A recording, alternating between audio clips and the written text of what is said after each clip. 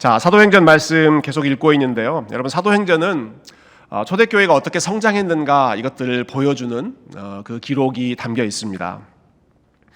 그런데 초대교회가 어떻게 성장했는가 하는 그 이유와 비결은 사실 오늘날 많은 사람들이 교회 성장을 위해서는 이러이러한 것들이 있어야 한다 얘기하는 것들하고는 굉장히 많이 다릅니다. 일반적으로 교회의 성장을 위해서 필요한 조건들을 이런 것들을 이야기합니다. 주차장이 넓어야 된다. 교육부 프로그램이 잘 돼 있어야 된다. 그리고 설교가 아주 임팩트 있고 재미있고 너무 길지 않아야 된다. 음향시설, 영상시설이 앞서가야 된다. 제가 최근에 이런 이야기도 들었는데요. 어떤 미국 교회에서는 예배당 지금 AC 나오고 있잖아요. 예배당 AC가 그 바람이 나올 때 좋은 향기를 거기에 섞는답니다. 그래서 예배드리는 공간에 들어오면 기분이 좋다, 기분이 평안하다. 그 환경에 인간이 영향을 받기 때문에 그러한 그 후각적인 면까지도 많이 고려를 한다고 하더라고요. 오늘 예배당 들어오실 때 여러분 냄새가 괜찮으셨습니까? 늘 나는 그런 냄새이셨습니까? 조금 전에 언급했던 그러한 내용들이 불필요하다고 생각하지 않습니다. 교회의 성장을 위해서 혹은 우리가 교회에서 참 즐겁게 예배드리고 신앙생활하기 위해서 당연히 사람들이 모여야 되기 때문에 주차장도 필요하고 교육 프로그램도 필요하고 또 과하지만 않다면 깨끗한 환경, 깔끔한 환경에서 예배드리는 것도 중요하다고 생각합니다. 그렇지만 사도행전에서 말해주는 교회가 어떻게 성장했는가 하는 것은 사실 이런 부분하고는 별 관계가 없습니다. 사도행전에서 교회가 성장하고 하나님 나라가 성장하고 확장되었던 계기는 특별히 오늘 본문에 나오는 이 사건을 통해서 배우게 되는 원인은 교회에 닥친 핍박과 어려움이었습니다. 교회 성장학 비결 1, 핍박과 어려움 이렇게 쓴다면 아무도 그 책을 사려고 하지 않을 것입니다. 그런데 사도행전에 교회가 참 폭발적으로 성장하는 그 이면에는 핍박과 어려움이 있었다는 사실이죠. 1절 보실까요? 1절 제가 다시 한번 읽어보겠습니다. 사울은 그가 죽임당함을 마땅히 여기더라. 그날에 예루살렘에 있는 교회에 큰 박해가 있어 사도 외에는 다 유대와 사마리아 모든 땅으로 흩어지니라. 바로 앞에 나오는 7장에서는 초대교회의 최초의 직분자, 최초의 집사님으로 세워졌던 스데반 집사님이 순교를 당하는 사건이 기록되어 있습니다. 그런데 거기서 끝나지 않고 이제는 예루살렘에 있는 성도들 전체에게까지 그 공격의 화살이 확장되는 것입니다. 사울이라고 하는 청년이 이전에는 베드로, 요한, 교회의 지도자들만 잡아서 옥에 가두었다면 이제는 3절에 보시면 각 집에 들어가 남녀 할 것 없이 상관없이 모두를 다 끌어다가 감옥에 넘기니라. 교회 전체에, 예루살렘 전체에 참 감당할 수 없는 어려운 일, 어려운 핍박이 닥치기 시작했죠. 자, 그 결과 어떻게 되었는가? 여러분 1절을 다시 보시면 제일 마지막 부분이 교회에 큰 박해가 있어 사도 외에는 다 유대와 사마리아 모든 땅으로 흩어지니라. 여러분 예루살렘 교회에 성도들이 얼마나 많이 있었습니까? 몇 명 정도 있었을까요? 베드로가 설교했을 때 한 3,000명 회심했다고 그러고 또 그 후에도 5,000명 회심했다 그런 이야기들 기록들이 있기 때문에 굉장히 많은 성도들이 예루살렘 지역에 물론 각 성도들 집에서 모였겠지만 예루살렘이라고 하는 지역 안에 모여 있었을 것입니다. 그런데 어떻게 됐어요? 사도 외에는 예수님의 12사도 외에는 다 다른 지역으로 뿔뿔이 흩어지게 됐습니다.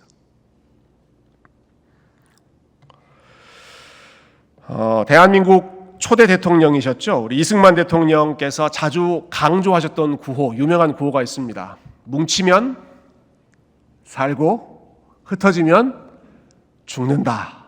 뭉치면 살고 흩어지면 죽는다. 요 구호가 정반대로 바뀐 계기가 있었죠. 우리 코로나, 코비드 19 때 뭉치면 죽고 흩어지면 산다. 그렇게 했습니다. 모여 있으면 서로 감염될 수 있으니까 이러다 우리 다 죽어. 흩어져야 소셜 디스턴싱 하면서 건강을 유지할 수 있다. 여러분 오늘 본문에 예루살렘 교회 성도들이 다 흩어졌습니다. 흩어지면서 생명이 보존되고 오히려 생명이 더 확장되는 역사가 일어나는 것이죠. 여기 흩어지다라는 동사가 원문에 보면 수동태로 나와 있다고 그래요. 그러니까 본인들이 우리 이제 흩어집시다 계획해서 능동적으로 흩어지는 것이 아니라 본인들은 원치 않았지만 하나님께서 강권적으로 다 흩어버리시는 것입니다.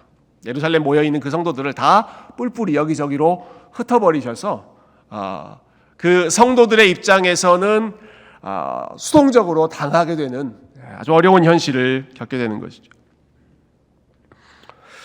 이렇게 흩어져 버린 사람들이 어디로 갔습니까? 우리 4절과 5절 한번 읽어볼까요? 자, 4절 5절입니다. 시작. 그 흩어진 사람들이 두루 다니며 복음의 말씀을 전할세 빌립이 사마리아 성에 내려가 그리스도를 백성에게 전파하니. 아멘. 여러 지역으로 흩어졌는데 특별히 어느 지역으로 흩어졌다고 기록하죠? 어느 지역? 사마리아 지역으로 사람들이 흩어지게 됩니다. 어느 지역에 있던 사람들이 사마리아 지역으로 갑니까? 예루살렘에 모여있던 사람들이 사마리아로 흩어지게 됩니다. 여러분 예루살렘과 사마리아는 이 두 이름은 상극입니다. 상극. 서로 가까이 할 수 없는 이 둘 사이의 적대적인 관계에 대해서 여러분 많이 들어보셨을 텐데요. 오늘 새벽에 우리가 묵상했던 말씀을 보면 그 적대적인 관계, 안 좋은 관계가 또 한 번 컨펌이 됩니다.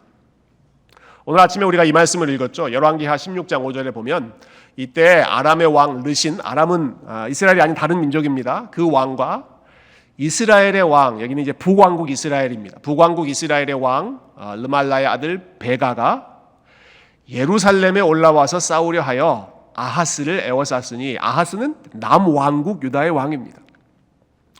자, 남왕국 유다, 그 수도가 예루살렘이었던 그 나라를 두 나라가 둘러싸서 협공을 하려고 하는 겁니다.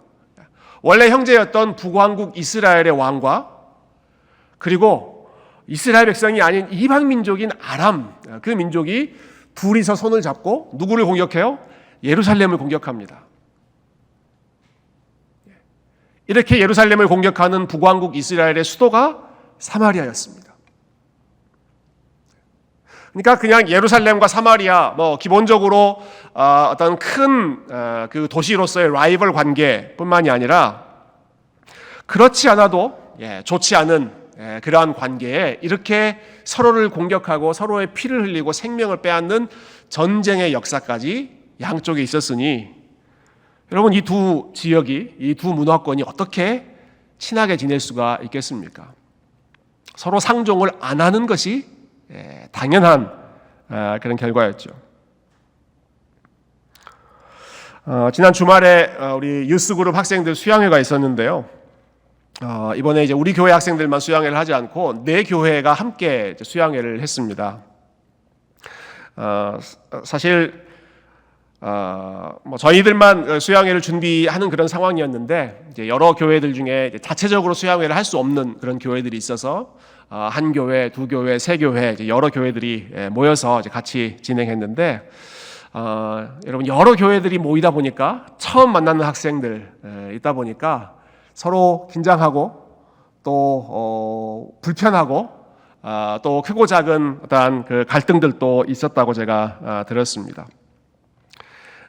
제가 가기 전에 우리 강도사님한테 신신당부했거든요. 우리가 제일 숫자가 많으니까 우리가 소위 갑질하지 말고 우리가 섬기고 우리가 좀 손해보고 우리가 다 좀 더 배려하자. 학생들한테도 좀 그렇게 강조해라. 그런 말씀을 제가 부탁을 드렸는데 글쎄요, 너무 그 말씀을 잘 지키려고 했는지 우리 여러 관계 속에서 조금 텐션이 있었다고 제가 들었어요.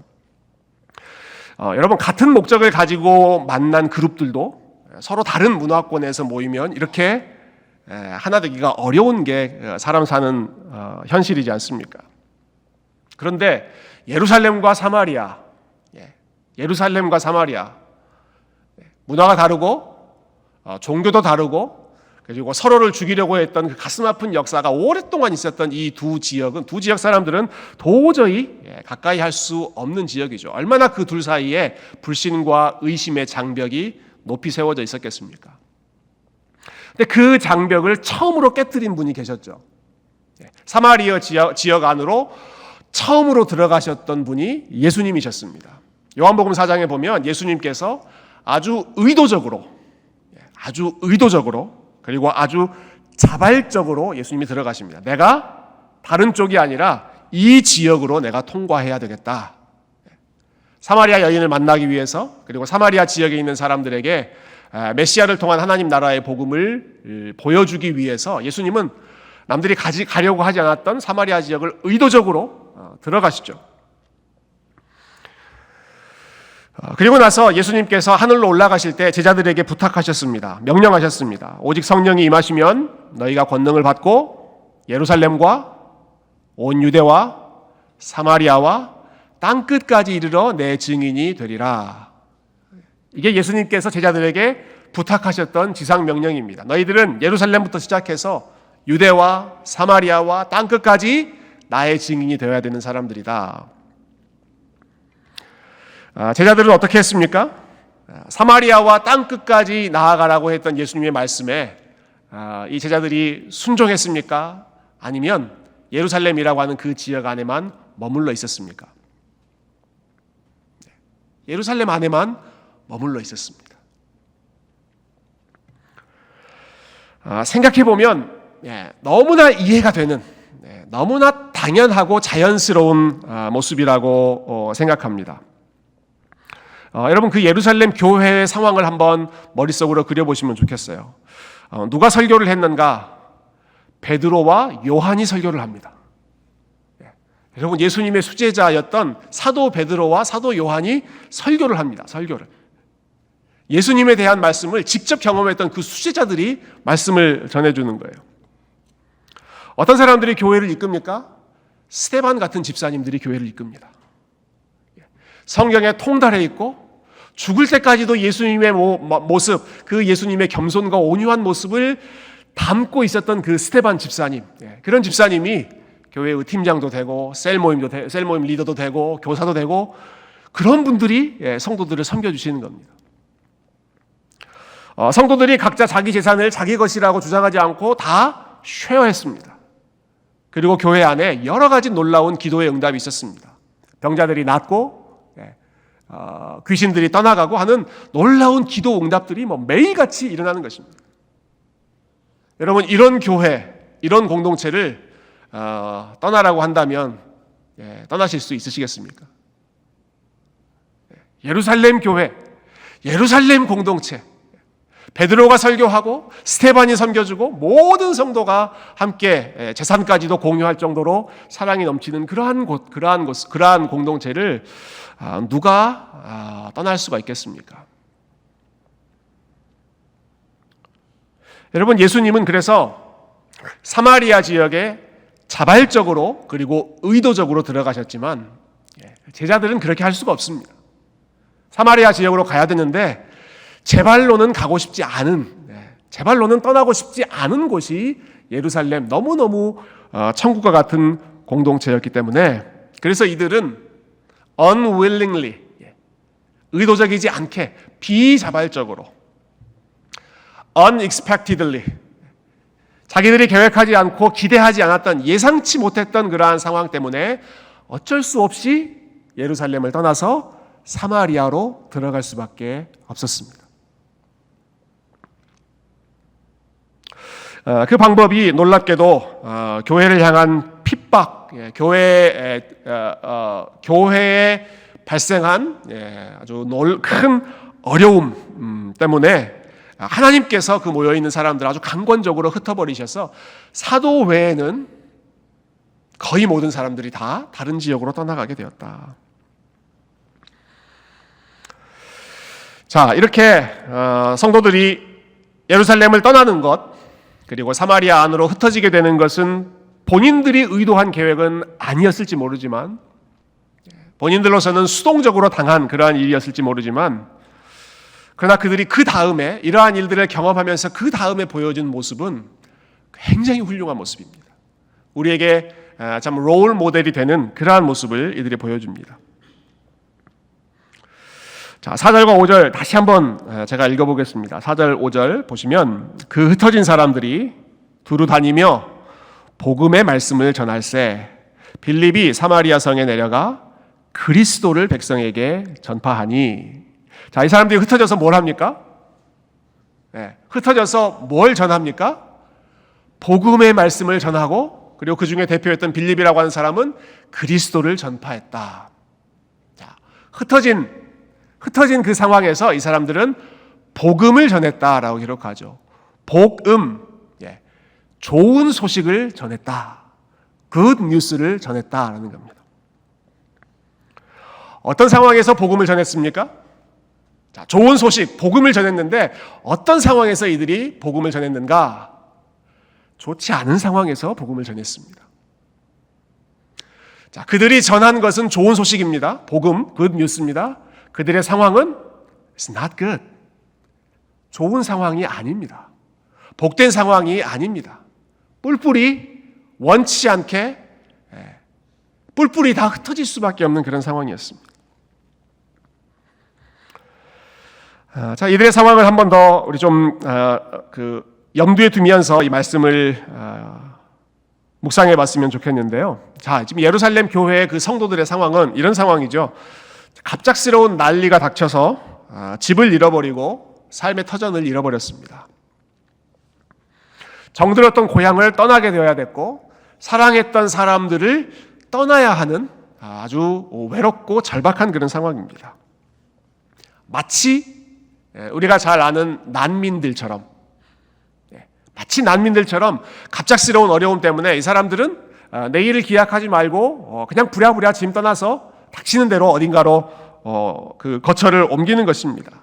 난민들처럼 아주 초라한 모습으로 사마리아 지역에 들어갔습니다. 그런데 이 상황에서 지금 누가 누구에게 복음을 전했는가? 누가 누구에게 복음을 전해줘요? 난민처럼 떠돌고 있는 예루살렘 출신의 사람들이 그 지역에 정착해 있는 사마리아 사람들에게 좋은 소식을 전합니다. 복된 소식을 전해요. 난민들이 그 자리에 정착하고 있는 사람들에게. 우리 주변에도 이 클락스턴에 난민들 있지 않습니까? 시리오프터 섬기죠. 또 우리 디딤돌이라고 하는 선교단체를 통해서 우리가 홈리스들, 노숙자들도 섬깁니다. 여러분, 이런 경우에 누가 누구를 도와줍니까? 누가 누구를 도와줘요? 우리가 난민들을 도와주고 우리가 집 없이 떠도는 홈리스들을 도와주죠. 오늘 본문에서는 누가 누구에게 다가가고 누가 누구에게 복음을 전합니까? 핍박으로 인해 쫓겨난 예루살렘 성도들이 오랫동안 안정적으로 그 사마리아 지역에서 오랫동안 잘 정착하고 뿌리를 내리고 참 건실하게 살아가고 있는 그 사마리아 지역의 사람들에게 우리가 복된 소식을 여러분들께 알려드리겠습니다. 여러분, 난민처럼 살기 시작한 성도들이 아주 평안하게 살고 있는 그 사마리아 지역의 사람들에게 복음을 전하고, 좋은 소식을 전하고, 그리고 그리스도를 전파했다라는 것입니다. 다시 말씀드리면, 자, 세상에서 자리를 잘 잡고 세상에서 성공하고 많은 사람들이 부러워하는 그러한 상황에 있는 사람들이 우리에게 좋은 소식이 있습니다 라고 사람들에게 알려주는 것이 아니라, 지금 난리를 경험하고 있는 사람들이, 뿔뿔이 지금 흩어져 있는 그러한 사람들이 자기들이 만나고 있는 사람들에게 우리에게 복음이 있습니다, 좋은 소식이 있습니다, 복된 소식이 있습니다, 우리가 믿는 그리스도란 분이 있습니다, 이렇게 선포하고 있다는 거예요. 예루살렘에서, 즉 예루살렘 교회가 3,000명, 5,000명, 10,000명 이렇게 폭발적으로 성장하고 있는 상황 속에서 분위기 좋은 때 성도들이 복음을 전하는 것이 아니라 여러분 교회가 지금 어떤 상황이에요? 박살난 상황이죠. 박살났습니다. 지금 예루살렘 교회가 완전히 지금 쑥대밭이 됐습니다. 교회가 아주 그냥 폭삭 무너지고 있는 그런 상황입니다. 그 일을 겪은 성도들이 그런데 평소에 안 가던 그 사마리아 지역에 들어가서는 We have a good news. We have a good news. 좋은 소식이 있습니다. 여러분 이 사람들이 전한 복음, 좋은 소식은 어떤 내용이었을까요? 여러분 이런 상황에서 이 예루살렘에서 쫓겨난 이 성도들이 전했다고 하는 그리스도는 도대체 어떤 분, 어떤 그리스도를 이 사람들이 전했을까요? 예수 믿으면 부자가 됩니다. 예수님 믿으면 성공합니다. 이런 좋은 소식을 전했을까요? 예수님을 믿으면 우리의 삶의 모든 문제가 사라지고 만사형통하고 모든 것이 다 평탄한 그러한 삶을 살게 됩니다. 여러분 이 사람들이 전한 복음이 그러한 메시지의 복음일까요? 아무리 생각해도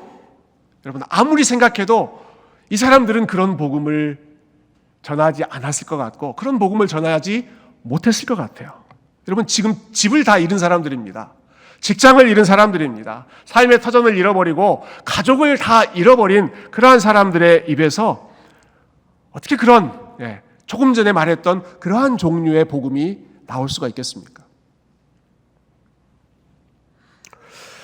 이 사람들이 전한 복음은 어떤 것이었을까? 아마 이런 내용 아니었을까요? 여러분 우리를 보십시오. Look at me, look at us. 우리를 보십시오. 여러분 보시는 것처럼 우리는 예수를 믿는다는 이유로 이렇게 어려움을 겪고 있습니다. 우리를 이끌었던 리더 스테반이라고 하는 집사님은 예수님 때문에 돌아가셨습니다. 그리고 우리도 지금 그 예수라고 하는 그분 때문에 이렇게 집 잃고 삶의 터전 잃고 난민처럼 뿔뿔이 여러분 앞에 서 있습니다. 그런데 그게 그렇게 중요하지 않습니다. 그것이 우리를 잠잠케 할 수 없습니다. 그게 우리를 멈추게 할 수 없습니다. 환난이 됐건 곤고가 됐건 박해나 기근이나 적신이나 위험이나 칼이나 혹은 현재 우리가 겪고 있는 어려운 일이 됐건 장래 어떤 일이 됐건 간에 그 어떤 일도 우리를 향한 하나님의 사랑을 끊을 수가 없습니다. 하박국 선지자의 말을 아는 사람들은 아마 이렇게 복음을 선포했겠죠. 비록 무화과 나무가 무성하지 못하며 포도나무에 열매가 없으며 감람나무에 소출이 없으며 밭에 먹을 것이 없으며 우리의 양이 없으며 외양간에 소가 없을지라도 왜 이렇게 없는 게 많은지 모르겠습니다. 무화과도 없고 포도도 없고 감람나무도 없고 밭에도 없고 우리에도 없고 외양간에도 양과 소가 이런 거 다 없을지라도 나는 여호와로 말미암아 즐거워하며 나의 구원의 하나님으로 말미암아 기뻐합니다. 주 여호와가 우리의 힘이시기 때문에 그렇습니다.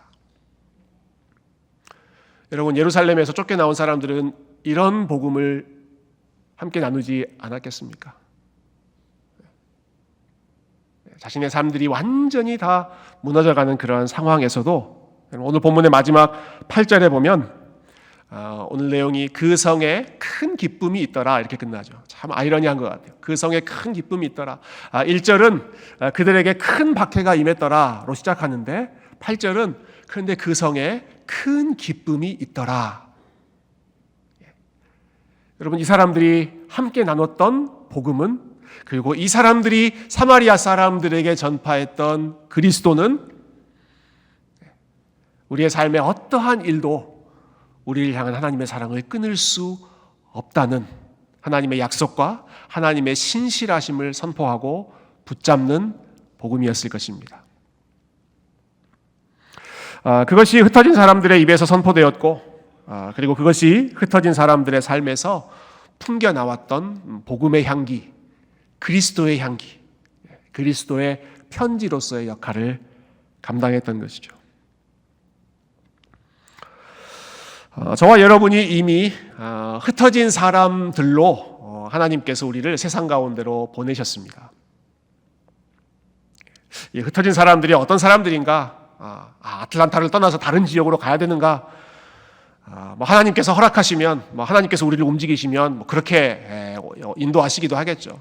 그러나 우리의 삶 자체가, 여러분, 우리가 이 땅에서 이 거대한 세상, 하나님을 대적하는, 하나님을 인정하지 않는 그 세상 안에서 우리가 믿음을 지키며 믿음을 고백하며 살아간다는 것 자체가 오늘 본문에 나오는 핍박을 당한 예루살렘 교회 성도들처럼 우리가 모두 이미 흩어진 사람들로 보냄받은 사람들입니다.